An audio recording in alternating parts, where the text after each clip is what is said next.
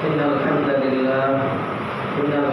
لله نحمده ونستعينه ونستغفره ونعوذ بالله من شرور أنفسنا ومن سيئات أعمالنا من يهده الله فلا مضل له ومن يضلل فلا هادي له وأشهد أن لا إله إلا الله وحده لا شريك له وأشهد أن محمدا عبده ورسوله أما بعد فإن أصدق الحديث كلام الله وخير الهدي هدي محمد صلى الله عليه وسلم وشر الأمور محدثاتها وكل محدثة بدعة وكل بدعة ضلالة وكل ضلالة في النار فأعوذ بالله من الشيطان الرجيم بسم الله الرحمن الرحيم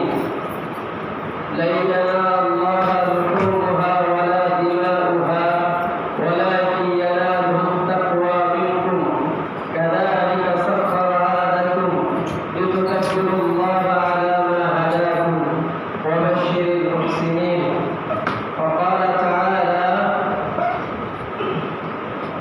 واتل عليهم نبأ ابني آدم بالحق إذ قربا قربانا فتقبل من أحدهما ولم يتقبل من الآخر قال لأقتلنك قال إنما يتقبل الله من المتقين وقال تعالى فلما أسلما وتله للجبين وناديناه أن يا إبراهيم قد صدقت الرؤيا إنا كذلك نجزي المحسنين وقال عليه الصلاة والسلام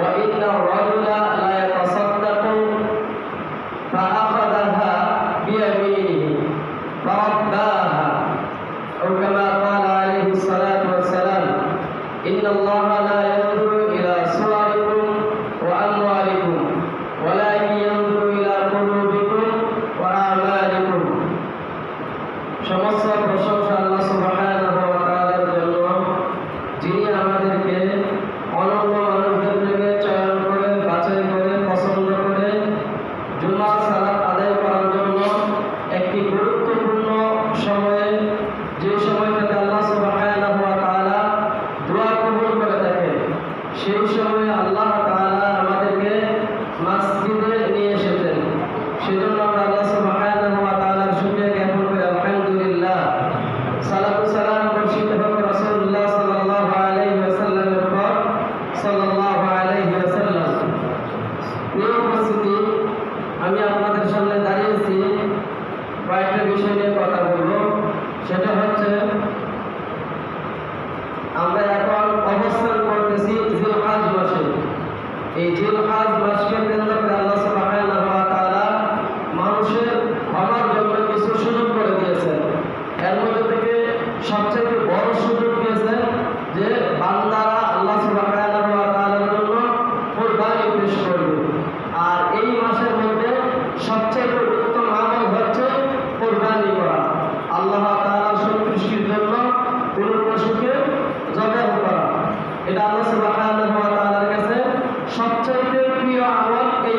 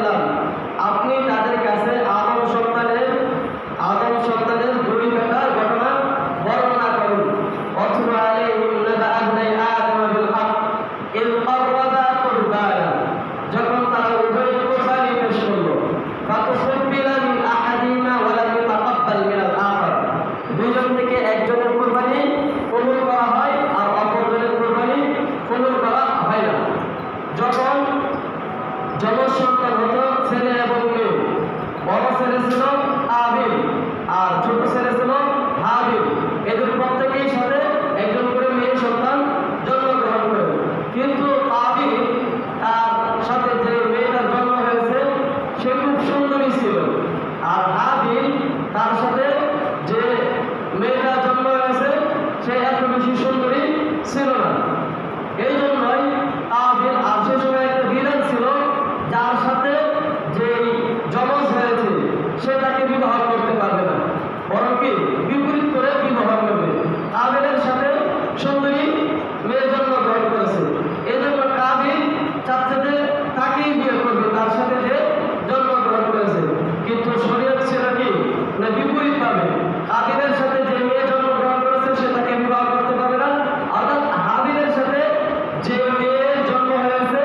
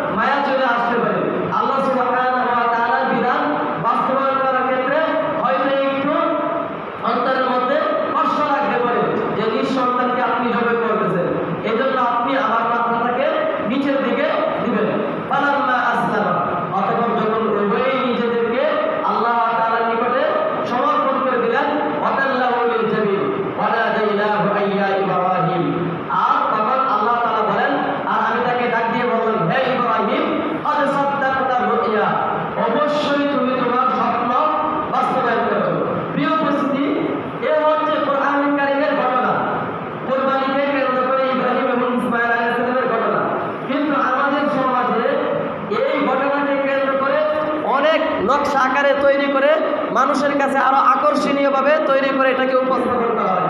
সেটা কিভাবে? সেটা উপস্থাপন করা হয় যখন ইব্রাহিম আলাইহিস সালাম সন্তানকে জবাই করতে যান, তখন জান্নাত থেকে একটি পাথর চলে আসে তার গলার উপরে, যাতে তাকে কতল করা না হয়, তাকে জবাই করা না হয়।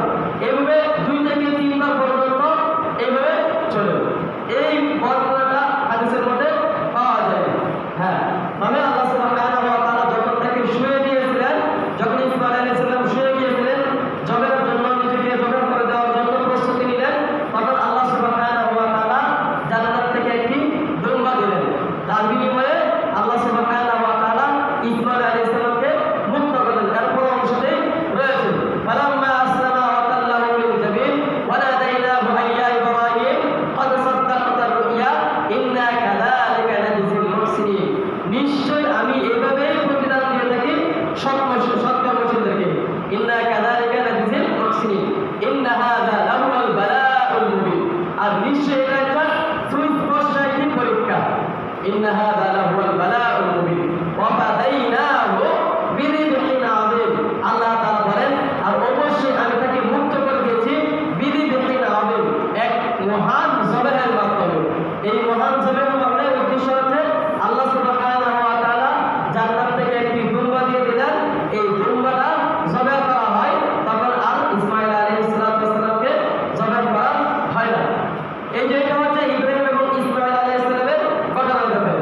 তবে আরো কিছু বর্ণনা পাওয়া যায়, সেটা হচ্ছে কি ইসহাক আলাইহিস সালামের ব্যাপারে কিছু কিছু মুহাদ্দিসরা বর্ণনা করেছেন। এই ঘটনাটা ইসহাক আলাইহিস সালামের ব্যাপারেও ঘটেছে, যেমনটি কোরআন কারীমের অন্য আয়াত হিসেবে তারা দলিল দিয়ে থাকে। ফাবাশশারনাহু বিইসহাক ওয়া মিন ওয়ারাই ইসহাক ইয়াকুব। আর আমি তাকে সুসংবাদ দিলাম ইসহাকের। এই ইসহাকের সুসংবাদ দিলেন এই আয়াতটা নিয়ে আসে। আর আগে যেটা বললাম আমরা, সেটা ইসমাঈল আলাইহিস সালামের ঘটনার ব্যাপারে বর্ণনা হয়েছে। তবে জমহুরদের মতামত হচ্ছে ইসমাঈল আলাইহিস সালাম এই ঘটনার ভিতরে অন্তর্ভুক্ত ছিলেন। প্রিয় উপস্থিতি, তাহলে কুরবানি এটা দিতে হবে বড় ত্যাগের মাধ্যমে। এটা সামান্য ত্যাগের বিষয়বস্তু না, এটা অনেক বড় ত্যাগের বিষয়বস্তু। তাহলে কুরবানি করতে হবে তাকওয়ার সাথে, আল্লাহ সুবহানাহু ওয়া তাআলাকে যথাযথভাবে ভয় করে। এটা অন্তরের বিষয়বস্তু। আর এই অন্তর থেকে যদি কুরবানি না হয়, তাহলে আল্লাহ সুবহানাহু ওয়া তাআলা সেই কুরবানিটাকে কবুল করবেন না। যেমনটি আল্লাহ সুবহানাহু ওয়া তাআলা বলেন, লা ইয়ানালুল্লাহা বিহুরুহা ওয়ালা দিমাউহা ওয়ালাকিন ইয়ানালুহুত তাকওয়া মিনকুম কাযালিকা সাখখারাহা লাকুম লিতুকাব্বিরুল্লাহা আলা মা হাদাকুম ওয়া বাশশিরিল মুহসিনিন।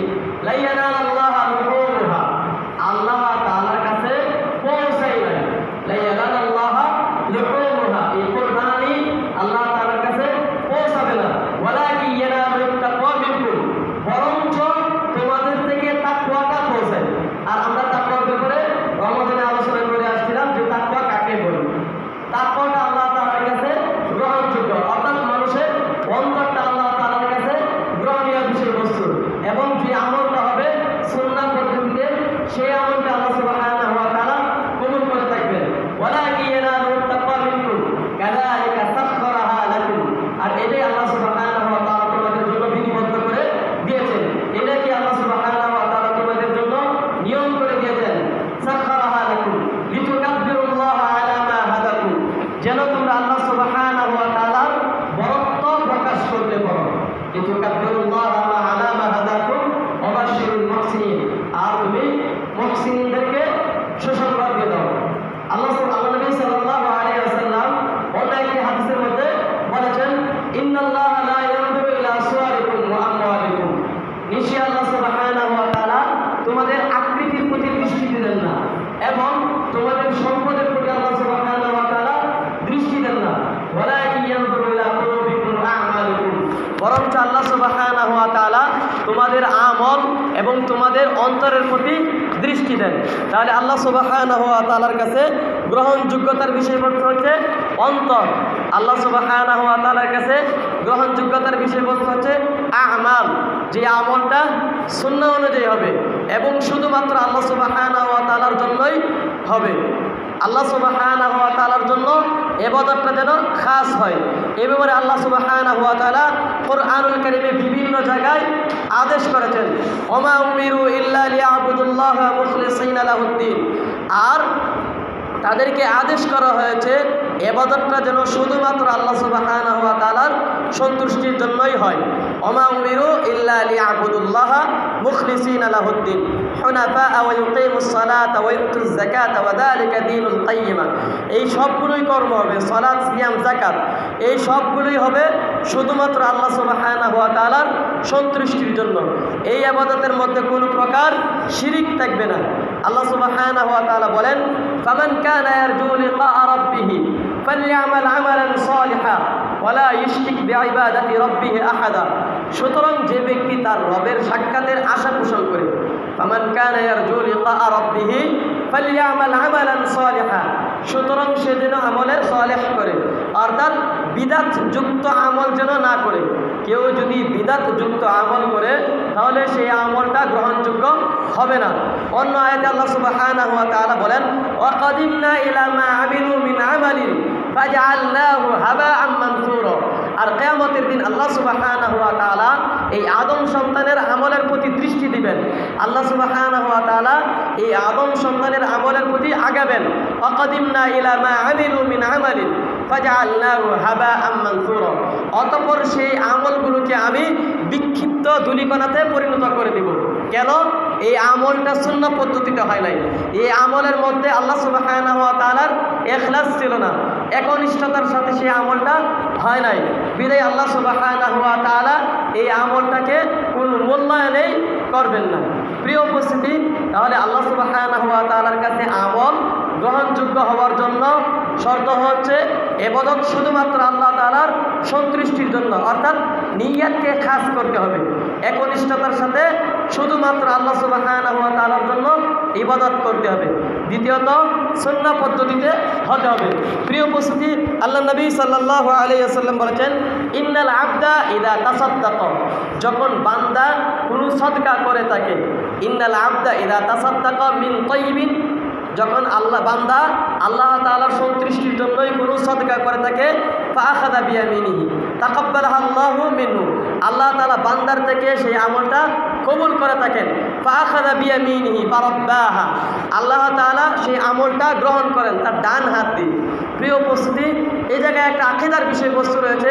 এই হাদিসের মধ্যে উল্লেখ করে নিয়ে আসছেন যে ফাআখাযাহা বিয়ামিনিহি, আল্লাহ তাআলা তার আমলটাকে ডান হাত দিয়ে গ্রহণ করে থাকেন। তাহলে এটা প্রমাণ করে আল্লাহ তাআলার বাম হাতও রয়েছে না। আল্লাহ তাআলার বাম হাত বলতে কোনো কিছুই নয়। ইয়ামিনুল্লাহ, আল্লাহ তাআলার ইয়াদুল্লাহ ইয়ামিন, আল্লাহ তাআলার হাত বলতে কি উভয়টাই কি ডান হাত বলে উল্লেখ করে থাকেন মুহাক্কিকগণ। যারা আকীদার বিষয় নিয়ে পারদর্শী তারা আল্লাহ সুবহানাহু ওয়া তাআলার উভয় হাতকে ডান হাত বলেছেন। আল্লাহ তাআলার বাম হাত বলতে কোনো কিছুই নেই। এ হচ্ছে একটা আকীদার বিষয়বস্তু। প্রিয় উপস্থিতি, আল্লাহ সুবহানাহু ওয়া তাআলা এই ব্যক্তির আমলটাকে ডান হাত দিয়ে গ্রহণ করে দেন। ফারাব্বাহা, অতঃপর আল্লাহ সুবহানাহু ওয়া তাআলা সেই আমলটাকে লালন পালন করে থাকেন।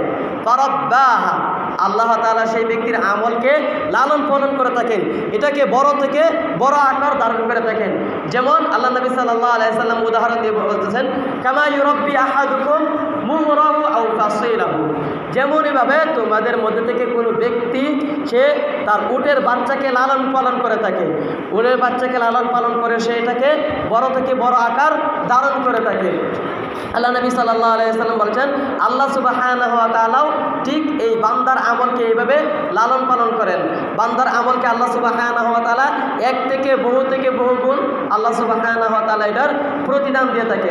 অন্য একটি হাদিসের মধ্যে রয়েছে, কিয়ামতের দিন যখন বান্দা তার একটি আমলের বিনিময় দেখতে পাবেন অনেক অনেক বেশি, তখন আল্লাহ তাআলার কাছে বান্দা প্রশ্ন করবেন, আল্লাহ আমি তো একটি আমল করেছি, এটার আমল এত গুণ হলো কীভাবে? তখন আল্লাহ তাআলা বলবেন, আমি এই আমলটাকে বড় থেকে বড় আকার ধারণ করেছি। যেমনটি আমরা কুরআনুল কারীমের অনন্য আয়াত দ্বারা জানতে পারি, মান জাআ বিল হাসানাতি ফালাহু আশরু আমসালিহা, যে ব্যক্তি কোনো একটি ভালো কাজ করলো তাহলে সেই ব্যক্তির জন্য রয়েছে এর অনুরূপ 10 গুণ। এরপরে অন্য আয়াতের মধ্যে রয়েছে 10 থেকে আল্লাহ সুবহানাহু ওয়া তাআলা একটি আমলের বিনিময় 7 দেন, 7 থেকে 70। এই 70 থেকে আল্লাহ সুবহানাহু ওয়া তাআলা ব্যক্তির নিয়তের উপর ভিত্তি করে, ব্যক্তির অন্তরের প্রতি বিবেচনা করে এই আমলের প্রতিদান আল্লাহ সুবহানাহু ওয়া তাআলা 700 থেকে বহু গুণ আল্লাহ সুবহানাহু ওয়া তাআলা এই আমলের নেকিটা বৃদ্ধি করে থাকেন। এরপরে আল্লাহ নবী সাল্লাল্লাহু আলাইহি সাল্লাম বলেন, ওয়া ইন্নার রাজুলা লা ইয়াতাসাদ্দাকু বিল লুকমাতি, আর নিশ্চয়ই কোনো বান্দা 1 লুকমা পরিমাণ জিনিস আল্লাহ তাআলার রাস্তায় দান করলো, ফাতারবুয়া ফিয়াদিল্লাহ, অতঃপর এইটা আল্লাহ সুবহানাহু ওয়া তাআলার হাতে লালিত পালিত হয়। আল্লাহ সুবহানাহু ওয়া তাআলার হাতে এই আমলটা বড় থেকে বড় আকার ধারণ করে থাকে। অন্য রাতে রয়েছে ফি কাফিল্লাহ, আল্লাহ তাআলার হাতের তালুতে এটা লালিত পালিত হয়ে থাকেন। হাত্তা তাকুনা মিথলাল জাবাল, এমনকি এই আমলটা বহু থেকে বহু গুণ ধারণ করে, এমনকি পাহাড় পরিমাণ সমান হয়ে যায়। সুবহানাল্লাহ। একটি আমল ব্যক্তি করলো, আল্লাহ সুবহানাহু ওয়া তাআলা সেই ব্যক্তির আমলটাকে বড় থেকে বড় করতে করে একটি পাহাড়ের পরিমাণ সমপরিমাণ করে দেন। এরপরে আল্লাহ নবী সাল্লাল্লাহু আলাইহি ওয়াসাল্লাম বলেন, ফাতাসাদ্দাকু, সুতরাং তোমরা সাদকা করো। তাহলে প্রিয় উপস্থিতি, এই জিলহজ মাস এটা এমন একটি মাস যেই মাসে আল্লাহ সুবহানাহু ওয়া তাআলা ইবাদতকে অনেক থেকে অনেক গুণ বৃদ্ধি করে থাকেন। যেমনটি আমরা অন্য একটি আয়াতের মধ্যে জানতে পাই, যে আয়াতের তাফসীরে ইবনে মাসউদ রাদিয়াল্লাহু আনহু, ইবনে আব্বাস রাদিয়াল্লাহু আনহু এবং মুহাম্মদ বিন ইসহাক রাহিমাহুল্লাহ তারা এই আয়াতের তাফসীর করতে গিয়ে তারা সবারই একই কথা ছিল। এই মাস আমরা জানি 4টি মাস রয়েছে, যে মাস হচ্ছে পবিত্র মাস আল্লাহ সুবহানাহু ওয়া তাআলার কাছে। যেমনটি কোরআন কারীম, ইন্না ইদ্দাতাশ শুহুরি ইনদাল্লাহি 12 শাহরান ফি কিতাবিল্লাহ ইয়াওমা খালাকাস সামাওয়াতি ওয়াল আরদা মিনহা আরবা'াতুন হুরুম যালিকা ad-দীনুল কাইয়্যিম ফালা তাযলিমু ফীহিন্না আনফুসাকুম আকাতিলুল মুশরিকিনা কাফাতান কামা ইউকাতিলুনাকুম কাফা। প্রিয় উপস্থিতি, আল্লাহ সুবহানাহু ওয়া তাআলা দিনগুলোর মধ্যে থেকে কিছু দিনকে রেখেছেন শ্রেষ্ঠ, মাসগুলোর মধ্যে থেকে কিছু মাসকেও রেখেছেন আল্লাহ সুবহানাহু ওয়া তাআলা শ্রেষ্ঠ, এবং কিছু রাতগুলোর মধ্যে থেকে কিছু রাতকে আল্লাহ সুবহানাহু ওয়া তাআলা রেখেছেন শ্রেষ্ঠ। ঠিক অন্যভাবে আল্লাহ সুবহানাহু ওয়া তাআলা কিছু মানুষদের মধ্যে থেকে অন্য মানুষদেরকে শ্রেষ্ঠত্ব দান করেছেন।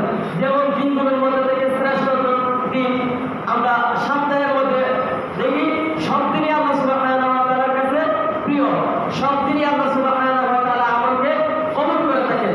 যেমন একটি হাদিস, আল্লাহ নবী সাল্লাল্লাহু আলাইহি ওয়াসাল্লাম বলেন, ইন্নাল্লাহা ইয়াবসুতু ইয়াদাহু লিয়াতুবা মুসিউল লাইল, নিশ্চয় আল্লাহ সুবহানাহু ওয়া তাআলা রাতের পাপীদেরকে ক্ষমা করে দেওয়ার জন্য তার ক্ষমার হাতকে দিনে প্রশস্ত করে রাখেন।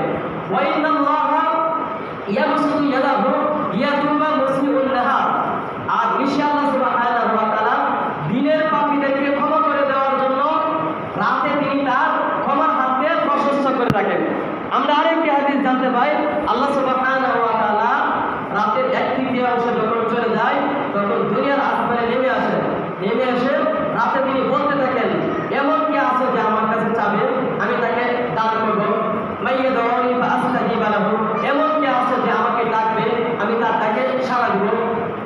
এমন কি মাইয়াস্তাগফিরুনি ফাআগফির লাহু, এমন কি আছে যে আমার কাছে ক্ষমা প্রার্থনা করবে, আমি তাকে ক্ষমা করে দেব।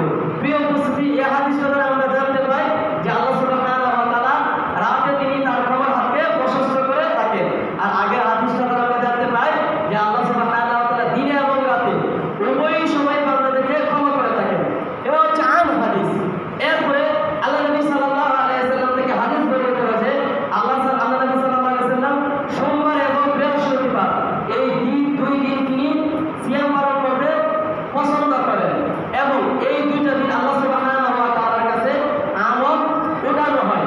আর আল্লাহ নবী বলেন, আমি এই 2 দিনে সিয়াম রাখাটাকে পছন্দ করি, যাতে আমার আমলগুলোকে সিয়ামরত অবস্থায় আল্লাহ তাআলার কাছে গ্রহণ করা হয়। তাহলে এই হাদিস দ্বারা আমরা জানতে পাই এই সপ্তাহের মধ্যে থেকে এই 2 দিন শ্রেষ্ঠ। এরপরে আমরা আরেকটি হাদিস দ্বারা জানতে পাই, আল্লাহ নবী সাল্লাল্লাহু আলাইহি ওয়াসাল্লাম বলেছেন, মা মিন ইয়াউমিন তাতলাউ ফীহি শামস, যেই দিনে সূর্য উদিত হয়, এই দিনগুলোর মধ্যে থেকে সবচেয়ে উত্তম হচ্ছে ইয়াউমুল জুমআহ, জুমার দিন। তাহলে সপ্তাহের মধ্যে আমরা সব দিনেই শ্রেষ্ঠ, সব দিনই আল্লাহ ইবাদত কবুল করে থাকেন। এর মধ্যে থেকে বিশেষত্ব রয়েছে কি সোমবার এবং বৃহস্পতিবার। এই সপ্তাহগুলোর মধ্যে থেকে আরও আমরা বিশেষত্ব জানতে পাই কি শুক্রবার। এরপরে আল্লাহ নবী সাল্লাল্লাহু আলাইহি সাল্লাম মাসিক 3 দিন সিয়াম পালন করতেন। সেই হাদিস দ্বারা আমরা জানতে পাই যে মাসের মধ্যে থেকে 3 দিন উত্তম, অর্থাৎ 13, 14, 15 তারিখ এই দিনগুলো উত্তম। এরপরে মাসগুলোর মধ্যে থেকে আমরা আরও জানতে পাই যে 4টা মাস হচ্ছে উত্তম, যেটা আমরা কোরআন কারীমের আয়াত দ্বারা আমরা জানতে পারবো। এরপর আল্লাহ নবী সাল্লাল্লাহু আলাইহি সাল্লাম থেকেও বর্ণিত রয়েছে যে সেই 4টা মাস কি কি। আল্লাহ নবী সাল্লাল্লাহু আলাইহি সাল্লাম এই আয়াত যেটা রয়েছে এই আয়াতের তাফসীর করতে গিয়ে বলেন ইন্না জামানা কাদ ইস্তাদারা কাহাইআতিহি ইয়াওমা খালাকাস সামাওয়াতি ওয়াল আরদ। নিশ্চয় আল্লাহ সুবহানাহু ওয়া তাআলা যে আসমান এবং জমিন সৃষ্টি করার পর থেকে নিয়ে আল্লাহ সুবহানাহু ওয়া তাআলার কাছে বছরের গণনা হচ্ছে আসসানাতু আশারা, আসসানাতু 12 শাহর, 12 মাস। তাহলে আমরা বছরে কয়টা মাস পাই? 12 মাস। আরবি মাস কয়টা? 12 মাস। এটা আল্লাহ সুবহানাহু ওয়া তাআলা যেদিন থেকে আসমান এবং জমিন সৃষ্টি করেছেন সেই দিন থেকে আল্লাহ সুবহানাহু ওয়া তাআলার কাছে এই মাসের গণনা হচ্ছে বছরে 12 মাস। এর মধ্যে থেকে আল্লাহ বলছেন মিনহা আরবাআতুল হুরুম, 4টি মাস হচ্ছে সম্মানিত মাস। সেই 4টা মাস কি? যুলকাআদা, যুলহিজ্জা, মুহররম। এটা হচ্ছে যুলকাআদা মাস, যেটা আমরা অতিবাহিত করেছি। এই মাসটা আল্লাহ সুবহানাহু ওয়া তাআলার কাছে খুবই প্রিয়। এরপরে দ্বিতীয় মাস আমরা অবস্থান করতেছি যুলহিজ্জা। এই মাসটা আল্লাহ সুবহানাহু ওয়া তাআলার কাছে খুবই প্রিয়। এরপর আরেকটি মাস মুহররম। মুহররম মাসটা আল্লাহ সুবহানাহু ওয়া তাআলার কাছে সম্মানিত। এই মাসে ঝগড়া ফাসাদ করা একেবারে সম্পূর্ণরূপে হারাম মুসলিমদের উপর। তাহলে এই মাসগুলো প্রমাণ করে কি এটা শ্রেষ্ঠত্ব। আল্লাহ নবী সাল্লাল্লাহু আলাইহি সাল্লাম থেকে যে বর্ণনা রয়েছে এটা প্রমাণ করে কি এই মাসগুলোর শ্রেষ্ঠত্ব। আর আরেকটি মাস হচ্ছে সেটা হচ্ছে রজব মাস, যেটা জমাদি মাস, অর্থাৎ জমাদুল উলা এবং জমাদুল তানি এই মাস এবং শাবান মাস, এই 2 মাসের মাঝে একটা মাস রয়েছে রজব মাস। সেই মাসটা হচ্ছে আল্লাহ সুবহানাহু ওয়া তাআলার কাছে সম্মানিত। এই 4টা মাসে ঝগড়া ফাসাদ করা সম্পূর্ণভাবে নিষেধ। তবে কেউ যদি মুসলিমদের উপর ঝাঁপিয়ে পড়ে তখনই কেবলমাত্র আল্লাহ সুবহানাহু ওয়া তাআলা এই মাসে ঝগড়া করা বা লড়াই করা, কিতাল করা বৈধতা দিয়েছেন। যেমন আল্লাহ সুবহানাহু ওয়া তাআলা বলেছেন ফাকাতিলুল মুশরিকিনা কাফাতান কামা ইউকাতিলুনাকুম কাফা। আর তোমরা মুশরিকদের সাথে লড়াই করো যেমনভাবে তারা তোমাদের সাথে লড়াই করে। তারা যখন মুসলিমদের উপর হামলা করার জন্য ইচ্ছা পোষণ করবে তখন আর মুসলিমরা এই জায়গায় বসে থাকতে পারবে না, বরঞ্চ তখন তাদের উপর আবশ্যক হয়ে যায় এই অমুসলিমদেরকে দমন করা। প্রিয় উপস্থিতি, এই 4টা মাস আল্লাহ সুবহানাহু ওয়া তাআলার কাছে খুবই প্রিয়, যেটা আমরা এখন একটা মাসের মধ্যে অবস্থান করতেছি। একটা মাস অতিবাহিত করেছি আর দ্বিতীয় মাসে আমরা অবস্থান করতেছি। আর এই মাসে সাদকা করতে আল্লাহ নবী সাল্লাল্লাহু আলাইহি সাল্লাম বলেছেন। এই মাসের বিভিন্ন ইবাদত বন্দেগী রয়েছে। হয়তো গত সপ্তাহে যিনি খতিব ছিলেন তিনি হয়তো এই মাসের শ্রেষ্ঠত্ব বা মর্যাদা বর্ণনা করেছেন, আশা করা যায়। প্রিয় উপস্থিতি, আল্লাহ নবী সাল্লাল্লাহু আলাইহি সাল্লাম বলেছেন যে এই মাসে তোমরা কি করো? সাদকা বেশি বেশি করে থাকো। কারণ যেমনটি আল্লাহ নবী সাল্লাল্লাহু আলাইহি ওয়াসাল্লাম থেকে বর্ণনা পাওয়া যায় এবং সাহাবায়ে কেরাম রাদিয়াল্লাহু আনহুম আজমাইন তারা বর্ণনা দিয়েছেন যে ফালা তাযলিমু ফীহিন্না আনফুসাকুম, সুতরাং তোমরা এই মাসে নিজেদের প্রতি জুলুম অত্যাচার করো না। এই যে এই অংশটাকে কেন্দ্র করে ইবনে মাসউদ রাদিয়াল্লাহু আনহু এবং মুহাম্মদ বিন ইসহাক এবং আব্দুল্লাহ ইবনে মাসউদ রাদিয়াল্লাহু আনহু তারা সবাই বলেছেন তোমরা নিজেরা নিজেদের প্রতি এই মাসে জুলুম অত্যাচার করো না। কারণ এই মাসে জুলুম অত্যাচার করা এটা অন্যান্য মাসে জুলুম অত্যাচার করার চাইতে আরও বেশি থেকে বেশি গুণ অপরাধ।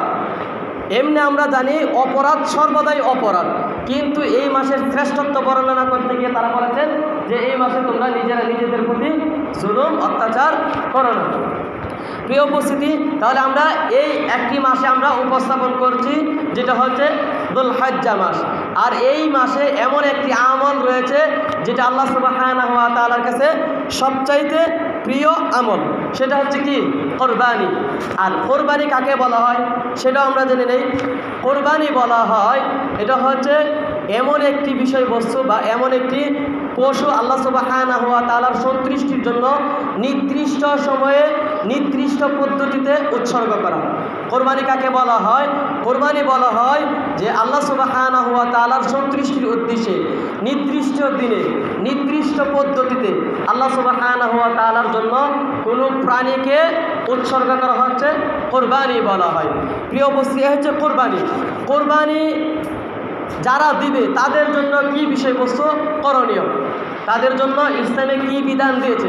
আল্লাহ নবী সাল্লাল্লাহু আলাইহি ওয়াসাল্লাম বলেছেন, ইদা দাখালাতিল আশরু ওয়া আরাদা আহাদুকুম আইয়ুদহিয়া, যখন এই জিলহজ মাস প্রবেশ করবে, অর্থাৎ এই জিলহজ মাসের 10 প্রবেশ করবে, ওয়া আরাদা আইয়ুদহিয়া আহাদুকুম, ওয়া আরাদা আহাদুকুম আইয়ুদহিয়া, আর তোমাদের কেউ কোরবানি করার ইচ্ছা পোষণ করেছে, ফালা ইয়ামাসসা মিন শা'রিহি আও মিন আযফারিহি শাইআন, সুতরাং সে ব্যক্তি তার চুল বা পশম, কোনো পশম থেকে সে ধরবে না, স্পর্শ করবে না, এবং কোনো লুক থেকে কোনো কিছুকেও স্পর্শ করবে না। প্রিয় উপস্থিতি, এই হাদিসটার প্রতি খেয়াল করেন, এটা হচ্ছে মারফু হাদিস, যে হাদিসটার সনদ রাসূলুল্লাহ সাল্লাল্লাহু আলাইহি ওয়াসাল্লাম পর্যন্ত গিয়ে পৌঁছিয়েছে। আরেকটা আমরা হাদিস উপস্থাপন করব মাসালাটাকে দৃঢ়ভাবে বোঝার জন্য। এই হাদিসটা হচ্ছে হাদিসে মারফু, অর্থাৎ যে হাদিসের সনদ রাসূল সাল্লাল্লাহু আলাইহি ওয়াসাল্লাম পর্যন্ত গিয়ে পৌঁছেছে, অর্থাৎ রাসূল সাল্লাল্লাহু আলাইহি ওয়াসাল্লামের বাণী হচ্ছে এটা, যখন তোমাদের কেউ কোরবানি করার ইচ্ছা পোষণ করে, দেখেন ইচ্ছা, এখানে মাসালা আমরা সাব্যস্ত করব কি? কোরবানির বিধান। কোরবানির বিধান কি বলেন তো? কোরবানির বিধান কি? কোরবানির বিধান, কোরবানি কি ওয়াজিব নাকি সুন্নাতে মুআক্কাদা? কোনটা? হ্যাঁ, বলতে হবে তো কথা, মাঝে মাঝে না বললে হবে। হ্যাঁ, কোরবানির বিধানের ব্যাপারে মতনৈক্য রয়েছে, দুইটা হাদিসেই দলিল রয়েছে। এই হাদিস যেহেতু আল্লাহ নবী সাল্লাল্লাহু আলাইহি ওয়াসাল্লাম বলেছেন, ইদা আরাদা আহাদুকুম আইয়ুদাহিয়া, যখন তোমাদের কেউ ইচ্ছা পোষণ করে যে কোরবানি করবে, ফালা ইয়ামাসসা মিন শা'রিহি, সুতরাং সে যেন তার চুল বা পশম না কাটে, আও মিন আযফারি, অন্য রিওয়ায়াতে রয়েছে আও মিন আযফারি, অফি রিওয়ায়াতিন ফালা ইয়াখুদান্না মিন শা'রি আও মিন আযফারি, সুতরাং সে যেন তার পশম থেকে কোনো কিছু না ধরে, অর্থাৎ কোনো কিছু না কাটে। তাহলে এই জায়গায় যে আল্লাহ নবী বললেন যখন তোমাদেরকে ইচ্ছা পোষণ করে, তাহলে এটা স্বাধীনতার বিষয়বস্তু। এটা দিয়ে বোঝা যাচ্ছে যে আল্লাহ নবী সাল্লাল্লাহু আলাইহি ওয়াসাল্লাম বোঝাতে চাচ্ছেন যে এই কুরবানি করা সবার জন্য আবশ্যক না, এটা ফরজ না, ওয়াজিব না। বুঝতে পারছি আমরা কথা? কোরবানির বিধান কি? এটা সুন্নতে মুআক্কাদা। জমহুর উলামাদের মতামত হচ্ছে কোরবানির বিধান হচ্ছে সুন্নতে মুআক্কাদা। এই হিসাবে আমরা সাহাবী আবু বকর রাদিয়াল্লাহু আনহু এবং উমর রাদিয়াল্লাহু আনহুর উক্তি আমরা উপস্থাপন করতে পারি। তারা কি বলেছেন? মুসান্নাফে ইবনে আবি শাইবাতে তারা উভয়ের উক্তি রয়েছে যে আবু বকর রাদিয়াল্লাহু আনহু এবং উমর রাদিয়াল্লাহু আনহু তারা উভয়েই কোরবানি সামর্থ্য থাকা সত্ত্বেও ছেড়ে দিতেন। কেন? তাদেরকে অনুসরণ করে মানুষ যেন এটাকে নিজেদের উপর আবশ্যক করে না নেয়। আবু বকর রাদিয়াল্লাহু আনহু এবং উমর রাদিয়াল্লাহু আনহু তারা উভয়েই সামর্থ্য থাকা সত্ত্বেও কোরবানিকে ছেড়ে দিতেন। কেন? মানুষ যেন এটাকে নিজেদের উপর আবশ্যক করে না নেয়, তাদেরকে অনুসরণ করে। তারা যদি সর্বদা করেন তাহলে হয়তো মানুষ মনে করবে যে এটা কি কোরবানি করাটা আবশ্যক, যার কারণে মানুষ এটা সর্বদাই পালন করবে। এটা তিনি বুঝাতে চাচ্ছেন যে কোরবানি করাটা আবশ্যক না, ওয়াজিব না। এরপরে দ্বিতীয় মতামতে আমরা আসি, আর এটা হচ্ছে প্রথম যে মতামতটা দিলাম এটা হচ্ছে জমহুর উলামাদের মতামত। দ্বিতীয়ত কথা, কোরবানির বিধান হচ্ছে ওয়াজিব। এই মতামতের দিকে ইমাম আবু হানিফা রাহিমাহুল্লাহ রয়েছেন। এরপরে সালাফি বিদ্বানদের মধ্যে থেকে আমাদের সবারই পরিচিত, সালাফি বিদ্বানদের মধ্যে থেকে আমাদের সবারই পরিচিত সালেহ আল উসাইমিন রাহিমাহুল্লাহ, তিনি ইমাম আবু হানিফা রাহিমাহুল্লাহ এই মতামতটাকে তিনি পছন্দ করেছেন। অর্থাৎ কোরবানির বিধান হচ্ছে কি ওয়াজিব। দলিল হিসেবে কি নিয়ে এসেছেন? যে সেই হাদিসটা যে আমরা আগে বলছিলাম, হাদিসটা হচ্ছে কি আগের যে হাদিসটা বর্ণনা করলাম সেটা হচ্ছে মারফু হাদিস। এই হাদিসটার ব্যাপারে উলামাদের মতামত রয়েছে দুই ধরনের। কেউ বলেছেন এই হাদিসটা হচ্ছে কি মারফু, আবার কেউ বলেছেন এই হাদিসটা হচ্ছে মাওকুফ, অর্থাৎ সাহাবীর কথা। সাহাবীর কথা বেশি প্রাধান্যযোগ্য পাবে নাকি রাসূলুল্লাহ সাল্লাল্লাহু আলাইহি সাল্লামের কথা? অবশ্যই রাসূলুল্লাহ সাল্লাল্লাহু আলাইহি সাল্লামের কথাটা বেশি প্রাধান্যযোগ্য হবে। তাহলে এই হাদিসটা যেটা আমরা উপস্থাপন করব এটা হচ্ছে মাওকুফ হাদিস। ওলামাদের মধ্যে থেকে কিছু শ্রেণীর ওলামাগণ বলেছেন এটা হচ্ছে মাওকুফ হাদিস। আবার কেউ কেউ বলতে গিয়ে এই হাদিসটাকে আবার কেউ জয়ীফও বলেছেন। যাই হোক, আমরা এটাকে এত বিস্তারিত বললাম না, তবে এটা আমরা হাসান পর্যায়ের মধ্যে নিয়ে আসলাম। কিছু কিছু মুহাদ্দিসগণ এটাকে হাসানও বলেছেন, সহিহও বলেছেন। তবে এই হাদিসটা মাওকুফ সূত্রে সহিহ, মাওকুফ সূত্রে হাসান, অর্থাৎ রাসূল সাল্লাল্লাহু আলাইহি সাল্লামের উক্তি নয়, সাহাবীর উক্তি। তাহলে এটা দ্বারা আমরা জানতে পারি রাসূল সাল্লাল্লাহু আলাইহি সাল্লামের উক্তিটা বেশি প্রাধান্যযোগ্য হবে। সেই উক্তিটা কি? যে মান কানা লাহু সাআতুন ওয়া লাম ইউদাহি, যে ব্যক্তির ক্ষমতা রয়েছে, যে ব্যক্তির প্রশস্ততা রয়েছে, ওয়ালাম ইউদাহি, কিন্তু সেই ব্যক্তি কুরবানি করলো না, ফালা ইয়াকরাবান্না মুসাল্লানা, সেই ব্যক্তি আমাদের মুসল্লাতে যেন না আসে, অর্থাৎ আমাদের ঈদগাহের মাঠে যেন সেই ব্যক্তি সালাত আদায় করতে না আসে। এই হাদিসটা খুব জোরালো হাদিস, যেটা প্রমাণ করে যে কুরবানির বিধান হচ্ছে কি ওয়াজিব, যেটা প্রমাণ করে কি কোরবানির বিধানটা ওয়াজিব। যাই হোক, কোরবানির বিধান ওয়াজিব আর সুন্নতে মুআক্কাদা, যাই হোক, তবে এটা গুরুত্বপূর্ণ একটা ইবাদত, এটা একটা মহৎ একটা ইবাদত। বান্দার আমলের মধ্যে থেকে সবচাইতে শ্রেষ্ঠ একটা আমল, যেটা বান্দাকে আল্লাহ তাআলার আরও নিকট থেকে নিকটবর্তী করে দেয়। প্রিয় উপস্থিতি, এ হচ্ছে কোরবানির বিধান। এখন কোরবানি কোন কোন প্রাণী থেকে কোরবানি দিবে, বা কোরবানির প্রাণীগুলো কেমন হবে, সে ব্যাপারে আল্লাহ নবী সাল্লাল্লাহু আলাইহি সাল্লাম থেকে বর্ণনা।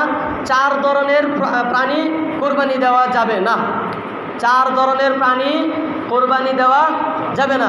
আল্লাহ নবী সাল্লাল্লাহু আলাইহি সাল্লাম বলেছেন আরবাউন লা তাজুজু ফিল আদাহা, যে 4 ধরনের প্রাণীর মধ্যে কোরবানি জায়েজ না, সম্পূর্ণভাবে নিষেধ। তাহলে এই 4 ধরনের প্রাণী দিয়ে কোরবানি দেওয়া যাবে না। মনোযোগের সাথে শুনেন সেগুলা কি কি।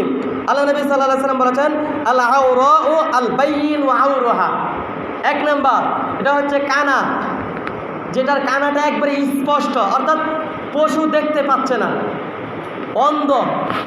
যদি এরকম স্পষ্ট প্রমাণ হয় যে এই কোরবানি পশুটা দেখতে পায় না, তাহলে এই ধরনের প্রাণী দিয়ে কোরবানি দেওয়া যাবে না। সামনে আসবে কি কি প্রাণী থেকে কোরবানি দেওয়া যাবে এবং প্রাণীগুলোর বয়স কেমন হবে সামনে আসবে। তাহলে 1 নাম্বার পশুগুলোর মধ্যে থেকে যেই পশু কোরবানি দেওয়া যাবে না, 1 নাম্বার কি, যেই পশু কানা, সেই কানা পশু দিয়ে কোরবানি দেওয়া যাবে না। এরপরে দ্বিতীয় ওয়াল মারিদাতু আল বাইয়িনু মারদুহা, দ্বিতীয় হচ্ছে অসুস্থ, যেই অসুস্থতা একবারে স্পষ্ট প্রমাণিত রয়েছে। কোরবানি যে পশুটা রয়েছে সেই পশুটা একেবারে অসুস্থ, এটা মানুষের কাছে স্পষ্ট প্রমাণ রয়েছে, এই কোরবানির পশু দিয়ে কোরবানি দেওয়া যাবে না। তৃতীয়ত আল আরজা ওয়াল বাইয়িনু তা'দুহা, তৃতীয়ত হচ্ছে যে খুরা, পা ভাঙ্গা, পা নেংরা নেংরা হাঁটে, এই সমস্ত প্রাণী দিয়ে কোরবানি দেওয়া যাবে না, যেটা একবারে স্পষ্ট প্রমাণিত রয়েছে, হাঁটলেই বোঝা যাচ্ছে যে এটা কি ত্রুটিযুক্ত, এটাতে সমস্যা রয়েছে। অতএব কোরবানি দিতে হবে, যেহেতু আল্লাহ সুবহানাহু ওয়া তাআলা সন্তুষ্টির জন্য দিচ্ছি আমরা, ভালো মোটা তাজা, যেটা দেখতে মানুষকে আকর্ষণীয় করে তোলে, সেই প্রাণী কী করতে হবে, কোরবানি দিতে হবে।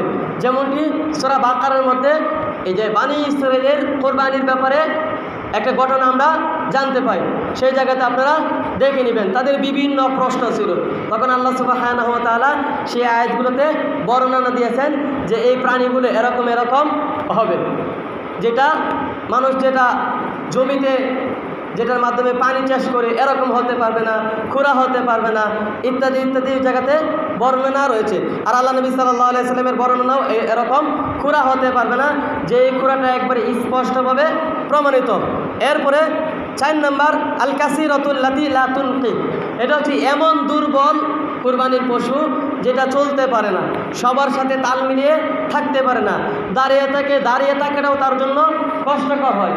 এটা যদি স্পষ্টভাবে প্রমাণিত হয় তাহলে এই প্রাণী দিয়ে কোরবানি করা যাবে না।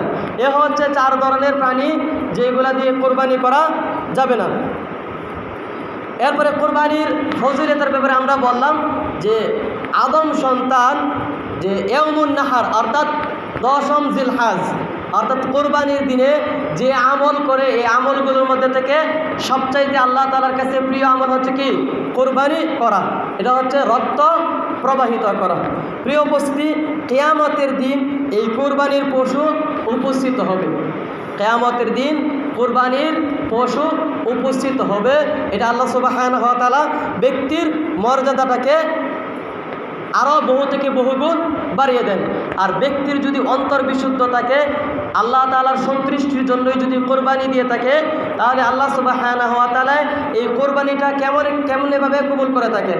আল্লাহ নবী সাল্লাল্লাহু আলাইহি ওয়াসাল্লাম বলেছেন, এই কোরবানির পশুর রক্ত জমিনে পড়ার পূর্বেই আল্লাহ সুবহানাহু ওয়া তাআলার কাছে এই ব্যক্তির কোরবানিটা গ্রহণীয় হয়ে যায়।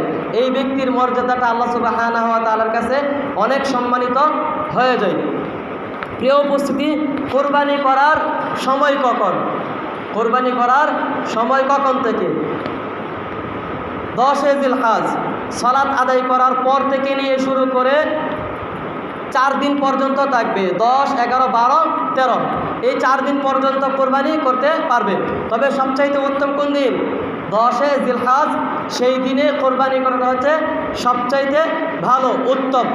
তবে 4 দিন কি করতে পারবে? কোরবানি করতে পারবে। এরপর কোন পশু দ্বারা কোরবানি করবে? আল্লাহ নবী সাল্লাল্লাহু আলাইহি ওয়াসাল্লাম থেকেও প্রমাণিত রয়েছে এবং আল্লাহ সুবহানাহু ওয়া তাআলাও কোরআনুল কারীমে স্পষ্টভাবে বর্ণনা দিয়েছেন, যেটা হচ্ছে 4 পাওয়ালা চতুষ্পদ জন্তুগুলো থেকে কোরবানি দিতে হবে। 2 পাওয়ালা প্রাণী দিয়ে, মুরগি দিয়ে কোরবানি দিয়ে দিবে হবে? হবে না। কিন্তু 4 পাওয়ালা দিয়ে কি করতে হবে? কোরবানি দিতে হবে।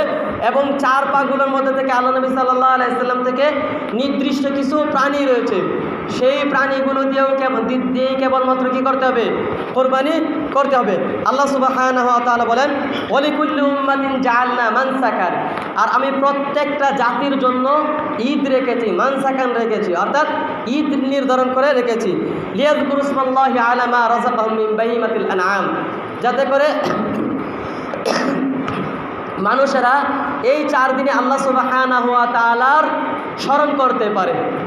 আর এই স্মরণটা হবে কোরবানির পশুকে কোরবানি করার মাধ্যমে আল্লাহ সুবহানাহু ওয়া তাআলাকে যেন মানুষেরা স্মরণ করতে পারে। আর এই কোরবানির প্রাণীগুলো কেমন হবে? বাহিমাতুল আনআম, অর্থাৎ চতুষ্পদ জন্তু হতে হবে। এরপরে ফাইলাহুকুম ইলাহু ওয়াহিদ, ফাইলাহুকুম ইলাহু ওয়াহিদুন ফালাহু আসলিমু ওয়াবাশশিরিল মুখবিতিন, সুতরাং তোমাদের ইলাহটা কেবলমাত্র এক ইলাহ, সুতরাং তোমরা আল্লাহ সুবহানাহু ওয়া তাআলার নিকটেই আত্মসমর্পণ করে অন্তঃস্থল থেকে কোরবানি করে থাকো।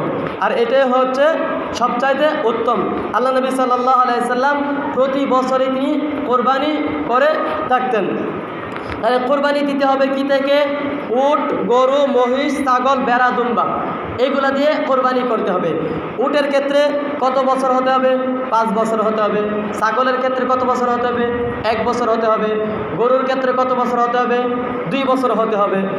যেহেতু এই জায়গায় আরেকটা বিষয়বস্তু রয়েছে, হাদিসের মধ্যে মুসান্না শব্দ রয়েছে। এই মুসান্না বলতে কেউ বলেছেন যে 2 দাঁতওয়ালা হতে হবে, আবার কেউ বলেছেন কি এই জায়গায় উদ্দেশ্য হচ্ছে কি জমহুরদের মতামত হচ্ছে 2 বছর হতে হবে। তবে যেহেতু এটার মধ্যে একটা ইখতিলাফ রয়ে গিয়েছে, অতএব আমরা যখন কোরবানির পশু ক্রয় করব তখন দাঁতওয়ালা দেখেই ক্রয় করি। কারণ আমরা তো বাহিরের মানুষ থেকে যখন কিনে নিয়ে আসি, তখন যারা বিক্রেতা রয়েছে তারা তাদের পার্থিব স্বার্থে দুনিয়া অর্জন করার উদ্দেশ্যে তারা মিথ্যা কথাও বলতে পারে যে এটার 2 বছর হয়ে গিয়েছে, 3 বছর হয়ে গিয়েছে। এই জন্য আমরা কী করব? কোরবানির পশু দাঁত দেখে তারপরে আমরা কী করব? ক্রয় করব ইনশাআল্লাহ। এরপরে আরেকটা বিষয়বস্তু ভেড়া। এই ভেড়া যদি কেউ কোরবানি করে তাহলে সেই ক্ষেত্রে বয়স্কতা হতে হবে। আল্লাহ নবী সাল্লাল্লাহু আলাইহি সাল্লাম থেকে প্রমাণিত হয়েছে যে এটা হচ্ছে কি 6 মাসের অতিক্রম হতে হবে।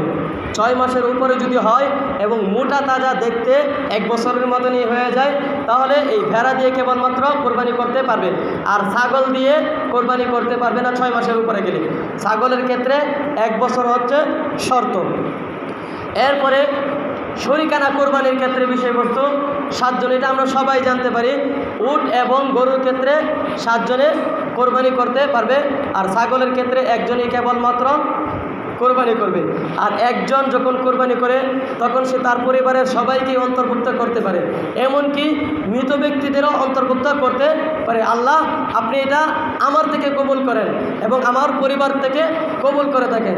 যেমনটি আল্লাহ নবী সাল্লাল্লাহু আলাইহি ওয়াসাল্লাম কোরবানি করার সময় বলেছেন, আল্লাহুম্মা তাকাব্বাল মিন হাদা ওয়া মিন উম্মতি, হে আল্লাহ আপনি এটা আমার থেকে কবুল করে থাকেন এবং আমার উম্মতের থেকে কবুল করে থাকেন। এই অংশটা দ্বারা প্রমাণিত হয় যে আল্লাহ নবী সাল্লাল্লাহু আলাইহি ওয়াসাল্লামের তখন সব উম্মতেই জীবিত ছিলেন না, এখানে জীবিত এবং মৃত উভয় মানুষরাই শামিল। তাহলে এই হাদিসটা দ্বারা প্রমাণিত হয় যে মৃত ব্যক্তি এবং জীবিত ব্যক্তি উভয়ের পক্ষ থেকে কোরবানি করা যেতে পারে, জায়েজ রয়েছে। তবে এই জায়গায় আরেকটা বিষয়বস্তু খেয়াল করার বিষয়বস্তু, শুধুমাত্র মৃত ব্যক্তির পক্ষ থেকে কোরবানি তখনই করবে যখন মৃত ব্যক্তি ওসিয়ত করে যায়। মৃত ব্যক্তি যখন ওসিয়ত করে যাবে তখন মৃত ব্যক্তির পক্ষ থেকে কোরবানি করাটা আবশ্যক হয়ে যায়। আর অন্যথায় মৃত ব্যক্তির পক্ষ থেকে কোরবানি করার পক্ষ থেকে যখন কোরবানি করবে জায়েজ রয়েছে। তবে এই মাংসটার ক্ষেত্রে ওলামাগণ দুইটা মতামত দিয়েছেন। সেটা কি, এই মাংসটা যেহেতু মৃত ব্যক্তির পক্ষ থেকে হয়ে থাকে আর এটা আল্লাহ তাআলার সন্তুষ্টির জন্যই হয়ে থাকে, সেই ক্ষেত্রে এই মাংসটা পুরোপুরিটাই সাদকা করে দিবে, এটা হচ্ছে উত্তম। আবার দ্বিতীয়ত মতামত হচ্ছে যে এই মাংস জীবিত ব্যক্তিরাও খেতে পারবে। তবে যদি কেউ মৃত ব্যক্তির পক্ষ থেকে কোরবানি করে তাহলে মাংস যদি মানুষের মধ্যে সাদকা করে দিতে যায় তখন দেখা যাবে যে মৃত ব্যক্তির পক্ষ থেকে কোরবানি করার ব্যক্তিদের সংখ্যা কমে যাবে। এক্ষেত্রে আমাদের একটা বিষয়বস্তু খেয়াল রাখতে হবে। প্রিয় উপস্থিতি, এ হচ্ছে কোরবানির ক্ষেত্রে কিছু সংক্ষিপ্ত মাসলামাসি। আর এই কোরবানির ক্ষেত্রে আমাদের কিছু ভুলও হয়ে থাকে। কোরবানির ক্ষেত্রে আমাদের সমাজে কিছু ভুল মাসআলাও প্রচলিত রয়ে আছে কি, যেটা আমাদের জানা আবশ্যক ছিল আর কি। যেমন অনেকেই কোরবানি করে থাকে ঈদের সালাতের পূর্বেই করে ফেলে। যেমনটি আমরা আল্লাহ নবী সাল্লাল্লাহু আলাইহি ওয়াসাল্লামের এক সাহাবী থেকে প্রমাণিত রয়েছে, এক সাহাবী কোরবানি করে ফেললেন ঈদের সালাত করার আগেই। তখন আল্লাহ নবী সাল্লাল্লাহু আলাইহি ওয়াসাল্লাম বলে দিলেন, এই মানুষ সকল শুনে রাখো, যারা ঈদের সালাতের পূর্বে কোরবানি করেছ তাদের কোরবানি হয় নাই। আল্লাহ নবীর সাহাবী আল্লাহ নবীর কাছে গিয়ে বললেন, আল্লাহ নবী আমি তো কোরবানি করে ফেলেছি। তখন আল্লাহ নবী সাল্লাল্লাহু আলাইহি ওয়াসাল্লাম বললেন যে এটা হচ্ছে কেবলমাত্র মাংস খাওয়ার জন্য পশু জবাই করা হলো, এটা কোরবানি হলো না। এরপরে আল্লাহ নবী সাল্লাল্লাহু আলাইহি ওয়াসাল্লাম ওই সাহাবী যখন বললেন, আল্লাহ নবী আমার কাছে একটা জাযা রয়েছে, অর্থাৎ 6 বছরের একটা মোটা তাজা ছাগল রয়েছে, সেইটা রয়েছে। তখন আল্লাহ নবী বললেন যে সেইটাই তুমি জবাই করে ফেলো। দেখেন প্রিয় উপস্থিতি, আমরা কিন্তু আগে বলে আসছিলাম যে ছাগলের ক্ষেত্রে কমপক্ষে 1 বছর হতে হবে, কিন্তু আল্লাহ নবী এই সাহাবীকে অনুমতি দিলেন। আর এটা ছিল মোটা তাজা। আল্লাহ নবী সাল্লাল্লাহু আলাইহি ওয়াসাল্লাম এই হাদিসের শেষ অংশে আবার বলেও দিলেন যে এটা কেবলমাত্র তোমার জন্য খাস, অন্য কারোর জন্য এটা খাস নয়, সবার জন্য এটা আম নয়। সবাই যে 6 মাস পরেই ছাগল জবাই করতে পারবে বিষয়বস্তুটা এরকম না। আল্লাহ নবী একবারে স্পষ্টভাবে বলে দিলেন এটা শুধুমাত্র তোমার জন্যই কাজ, এরপরে তোমার পরে অন্য কারোর জন্য এটা আর জায়েজ হবে না 6 মাসের বা 7 মাসের ছাগল দিয়ে কোরবানি করা। তবে ভেড়ার ক্ষেত্রে এটা করতে পারে যদি মোটা তাজা হয়। এরপরে কোরবানির ক্ষেত্রে আমাদের সমাজে যেটা সবচেয়ে বেশি হয়ে থাকে লৌকিকতা হয়ে থাকে। আমাদের সমাজে যেটা হয়ে থাকে সেটা কি, লৌকিকতা, মানুষকে দেখানোর উদ্দেশ্যে আমার একটু টাকা হয়েছে কোরবানি করে ফেলি। যদি কোরবানি না দেয় তাহলে মানুষ আমাকে কি বলবে? মানুষ আমাকে কি বলবে যে এত টাকাওয়ালা মানুষ তারপরে কোরবানি দেয়। অতএব এই কোরবানিটা যেন আল্লাহ সুবহানাহু ওয়া তাআলার সন্তুষ্টির উদ্দেশ্যেই কেবলমাত্র হয়ে থাকে, আল্লাহ সন্তুষ্টি ছাড়া যেন কোরবানি না হয়। এরপরে বিশেষ করে মাংস খাওয়ার উদ্দেশ্যে যাদের থাকে তখন তারা অসুস্থ বা দুর্বল প্রাণীকে বড় হলেও এটাকে নিয়ে চলে আসে কোরবানি দেওয়ার ক্ষেত্রে, এটা করে থাকে না, এটাও করা যাবে না, তাহলে কোরবানি বাতিল হয়ে যাবে। এরপরে আমাদের সমাজে আরও বিভিন্ন প্রথা রয়েছে যেটা একেবারেই অনুচিত। কোরবানির পশুকে জবাই করার পূর্বে অনেক আঘাত করে থাকে, এটাকে কিনে নিয়ে এসে অনেকভাবে মারধর করে, না, এটা অনুচিত। প্রিয় উপস্থিতি, এ হচ্ছে কোরবানি সংক্রান্ত কিছু সংক্ষিপ্ত মাসলা মাসাইল। আল্লাহ সুবহানাহু ওয়া তাআলার কাছে আমাদের দোয়া, আল্লাহ সুবহানাহু ওয়া তাআলা যেন আমাদেরকে যথাযথভাবে আল্লাহ সুবহানাহু ওয়া তাআলা এবং রাসূলুল্লাহ সাল্লাল্লাহু আলাইহি ওয়াসাল্লাম কোরবানির ক্ষেত্রে যেই নিদর্শন দিয়েছেন, সেই নিদর্শন অনুযায়ী বা সেই নির্দেশ অনুযায়ী যেন আমরা কোরবানি করতে পারি। আল্লাহ সুবহানাহু ওয়া তাআলা সেই তৌফিক দান করুন। ওয়াসাল্লাল্লাহু ওয়াসাল্লাম আলা নবিয়িনা মুহাম্মদ ওয়া আলা আলিহি ওয়া সাহবিহি আজমাইন।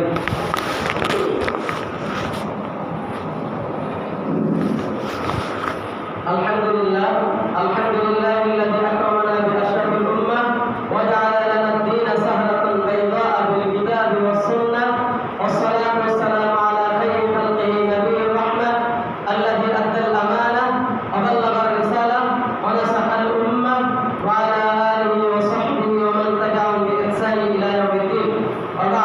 প্রিয় উপস্থিতি, আমাদের সময় একেবারে গড়িয়ে আসছে কোরবানি।